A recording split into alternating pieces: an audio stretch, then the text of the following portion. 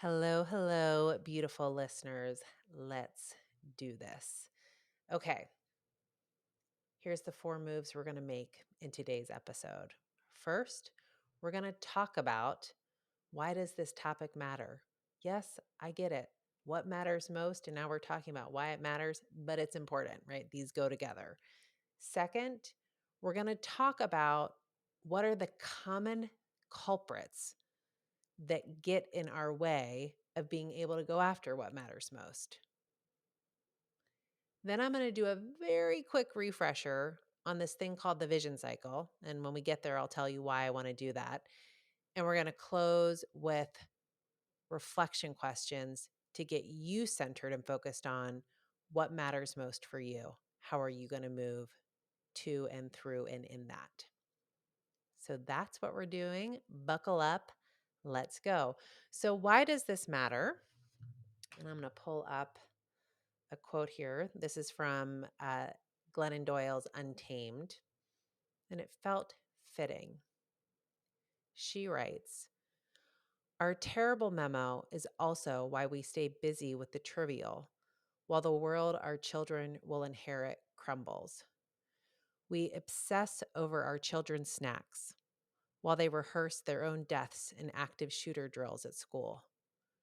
We agonize over their college prep, while the earth melts around them. I cannot imagine that there has ever been a more overparented and unprotected generation. New memo. Here is your baby. Love her at home, at the polls, in the streets. Let everything happen to her. Be near." Whether you are a parent or not, I hope what you will feel in that quote is we can get so focused on something that we become even hyper vigilant about it. I can see in my own life many places where I'm spinning my wheels on something. Is it the thing that matters? And particularly in this week, this episode will be dropping right after uh, our our our election day, and I hope you have gotten out to the polls. I was proud I got out early this year. Um, is the thing that we're paying attention to the thing that matters most? And at this time of year, so why does this matter? Well, one, on a big level, as that quote is saying, the cost of not focusing on the thing that matters most can be dire, right? We can have the most beautifully prepared snacks while the earth is melting around us and not pay attention to that. Um, at this time of year, it's also a natural moment where we are setting a direction for how, like, where are we closing out the year? We do that in our personal lives. We're certainly thinking about that in our professional lives, as in our organizations, the teams that we're on. And so I want you to think about, are we focusing, am I focusing on the things that matter most? Really accepting in this time of year, the natural rhythm that we do still have time to inflect where we close 2022. And it will depend on us filtering out what doesn't matter and really having laser focus on what does. So it is both understanding what matters and therefore what doesn't. So that's just a quick snapshot on why this is so critical right now. But let's talk about what gets in our way. Let's cozy up to it, snuggle up, because this is what we have to do, is look in the face, eye to eye. Okay, this is what could hold me back. And I've got 5. First up, fear. When we are going after what matters most, it feels scary. But I want to tell you, this is the good kind of scary. Like, this is the growth edge kind of scary. And we've got to hold a distinction about the difference between those two. And I'll drop into the show notes. I got a podcast episode on that too. I think it was one of my in my top, the first 5 episodes I did. So fear. Next up, busyness. We are moving so fast and holding so much.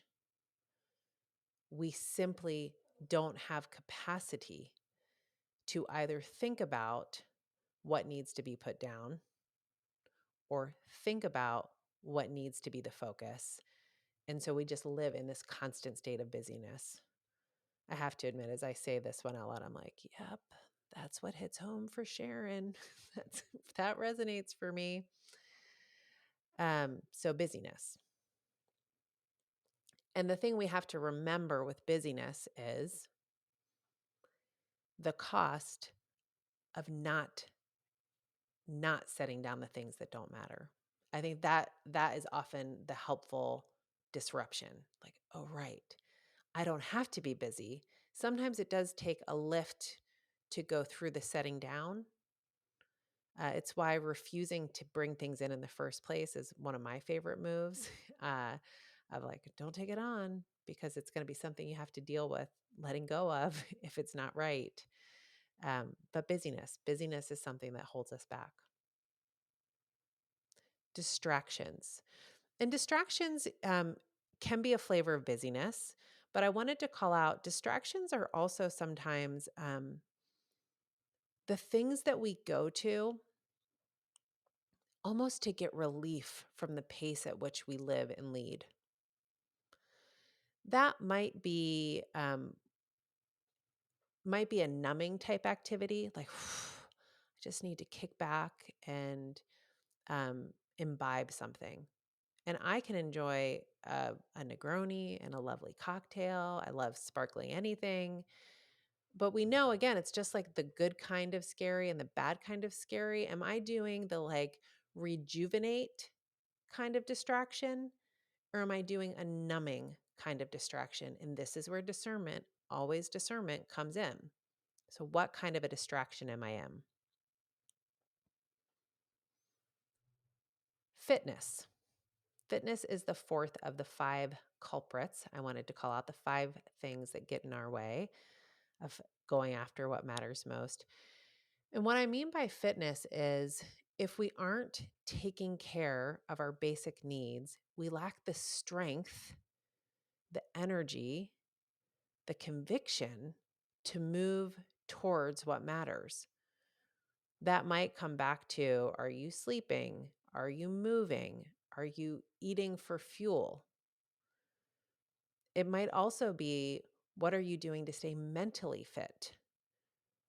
Right? This fitness, it gives us the quality of how we can move, not just physically, but spiritually, emotionally. So what is our fitness? And then finally, support. And yes, this can be support in terms of, do I have people I can turn to, resources I can turn to, a team I can turn to be able to move towards what matters most? Lacking the support that you need will absolutely hold you back. Lacking the ability to ask for what you need is another flavor of what can hold you back. So really checking in with support or lack thereof and how that can get in your way. I want to call out what I didn't say explicitly, and I often hear people reaching for or verbalizing like, well, what's really holding me back is I don't know. I don't know enough. I don't know how. Now, there can be a kind of support that allows you support in terms of having the right resource, the class, the book, the podcast, the fill in the blank that gives you the knowledge. Sure. But knowledge is often a band-aid description that doesn't really get to what's really holding you back. And I just want to name that because there are so many people I see that get in the knowledge trap of like, if I just know more and then I just know more. And if I could just know more, then I'll know enough. So I just wanted to name that it's not making my big culprit list. And that's why. And if you find you're reaching for that, I wanted to acknowledge it. And you can check in with that for yourself. Okay. Vision cycle. So we've talked about why does this topic matter. We've looked at what tends to get in our way, these 5 culprits. What I want to do now is talk about quick refresher on the vision cycle. And that's because the reflection questions I'm going to share, I'm going to move through the vision cycle as a way to help us answer those things. So when I talk about design yourself, this is about our ability as human beings, as teams, as organizations, and keep cascading up as communities, as governments, as countries, right? It keeps cascading out from the human level out through all of these bigger systems. It is about our ability to set a vision, lead with intention, and act on purpose. When we are doing that, we are designing ourselves. You are designing yourself. Beautiful. And the question is, how? The vision cycle is the tool that I have created to help look at what are the access points we can go to deepen how we design ourselves. And sometimes I am bringing that out explicitly in my work when I'm teaching people how to set a vision, lead with intention, act on purpose. And I am always holding it in the background as like, what am I listening for? So I wanted to make it explicit here so you can see how when you are reflecting on what matters most, which is its own kind of micro vision, how can you use these access points to move through them? So here they are. First one, and they're nonlinear. You don't have to go in this order. But if I were going to direct you to go in an order to just get in the practice of it, this is the order I would move through. You start by getting clear. So, really seeing what kind of a vision am I talking about? Is it a vision of home? Is it a vision of myself? Is it a vision of my team? In this case, we're going to talk about micro vision. Like it's a vision of what matters most. And I'm going to set the time horizon by the end of this year. So, we're getting clear. Next of our 5 access points in the vision cycle is look back. And we look back to draw upon the wisdom of what we know and also to cozy up to what in our history might be getting in our way. Third access point is right now. This is about cozying up to the reality of what is true and real in the present, such that you are acknowledging that and honoring that as you think about how you move towards what you want.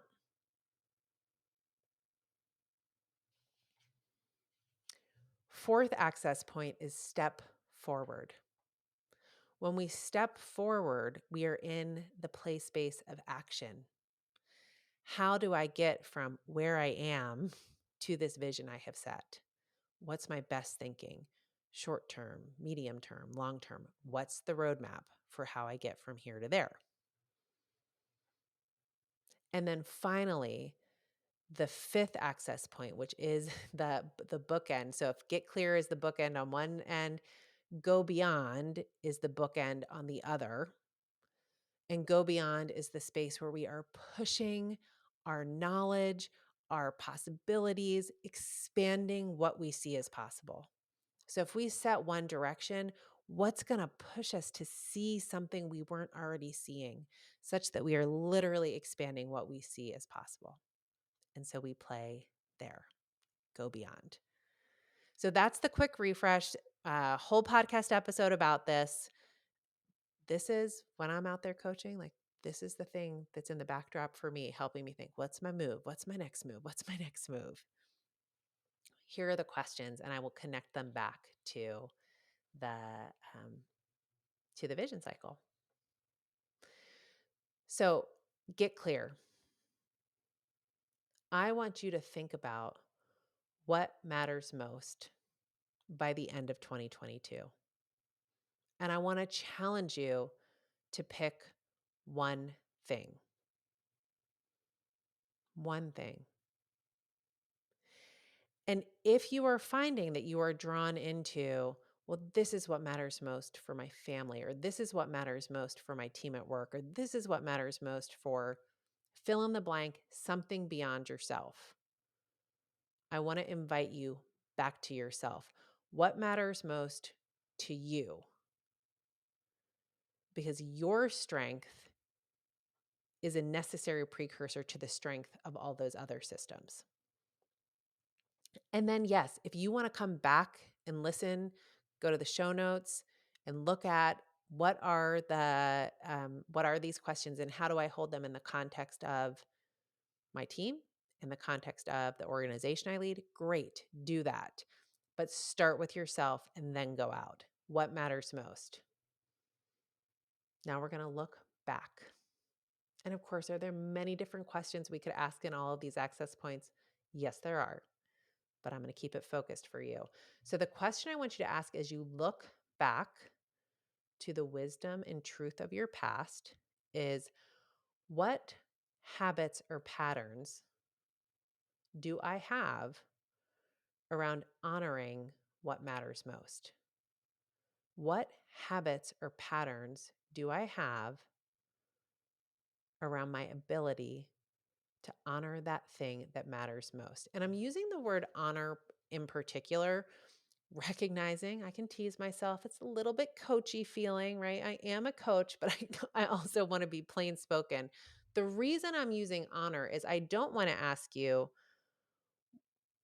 what are the habits I have around doing the thing that matters most? Because doing of the thing may actually not be what matters most. It might be the being, it might be the letting go. So honoring for me is a more broadly encompassing term. Just want to name that out loud. So really what you're cozying up to when you look back is, what are my habits and patterns around being able to do this or not being able to do this? And let's take a look at that. How's that working for me? What are my habits or patterns right now? So now we're coming into the present. And I want you to check in here as you think about, okay, what is that one thing that matters most by the end of this year? Am I honoring that thing right now? Is the way that, or the things that I'm doing, are the things I'm paying attention to, is what I'm saying, is the quality of my being, is the quality of my feeling, how is that aligned or not to what matters most? Cozy up to it. By the way, notice it, notice what's emerging, and notice it without judgment. We're not here to judge. We just want to see. We can't change or shift what we don't see. So we got to see it first. Step forward as we move into the place of action. I want you to check in with, what's one thing I can do to put me on that path, the path of honoring what matters most. What's one thing I can do to put me on that path now, this day, this week? And if you feel that you are already on this path, beautiful, no roadblocks, what's one thing I can do to accelerate my path? What's one thing I can do to appreciate that I am on this path? Little variations if you feel like, oh, I'm just doing so well here. And great, celebrate that if you are. Go beyond. What else is possible? As you think about what matters most, maybe it's just you expanding into, what's possible for me, for my team, for the people that matter, for the impact I'm having? What's possible if I'm honoring that thing that matters most? What's the next thing that could matter most to me because I have done this thing, because I have been, experienced, expressed this thing? What else is possible? And maybe even also, what are ways for me to gain new perspective in this area of focus, in this arena, in this topic? What would help me see with fresh perspective? Go beyond. And that, my dear listeners, is what I wanted to share with you today. I always want to say a big thank you for listening. And please know that it is my deep wish that the things you're hearing, the questions that I'm asking, are supporting you in tackling the transformation that you seek. And if you find that you are having an idea that sparks, you want to share it, you want to celebrate it, please be in touch. You can contact me on LinkedIn. You can go to pointroadstudios.com, go to the contact form. I read all of those messages. I will respond personally. I would love to hear from you. And I will celebrate that, and this was coming out of last week's episode, a really wonderful and amazing partner in an agency wrote and just appreciated that there were new ways of thinking that opened up for this individual. And I just loved this. And he also found that there were lessons he could apply to teach his daughter. So, in something that they were working on, parent to child. And so it was seeing like, just through the power of like me breaking apart my own thoughts, now I see something I didn't see before. And it's like opened up new possibilities for me. And I see how I can apply this to my child. That, my friends, is why I'm doing this podcast. Like this is what gets me feeling really excited and committed to staying in this. So keep those celebrations coming. And if you're feeling stuck, write to me about that too. I want to hear about that too. Okay. Um, with that, I want to remind you that no matter where you are, thriving on your path to what matters most, stepping back, feeling like you're moving into a reflective mode, feeling stuck, cozy up to it, welcome it all in, and know that I am here cheering for you and holding my deeply held belief that there is nothing stopping you. So go on ahead and get after whatever it is that you really want.